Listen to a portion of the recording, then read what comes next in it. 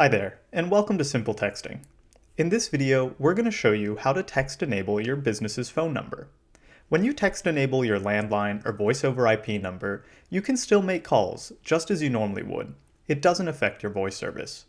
The only difference is you can now send and receive messages from that number using Simple Texting.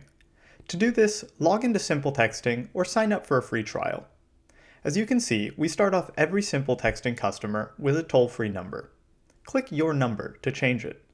Now select Edit and change number type. Then text enable your number. Type in the number you want to text enable. Quick note, cell phones can't be used. Once you click Submit, a member of our team will reach out within the day to confirm that you are the owner of this number. We'll ask for a receipt, or, if you'd prefer, we can give you a call to confirm the number belongs to you. Then we'll ask you to complete a short form agreeing to our terms and conditions. And that's it. We'll work our magic, and in a few minutes, your number will appear at the top right-hand corner of your dashboard, and you can start texting. You can send out messages to groups, these are called campaigns, or from the inbox, you can have two-way conversations with your customers. If you have any questions about Simple Texting, feel free to reach out to support@SimpleTexting.net. We're here for you.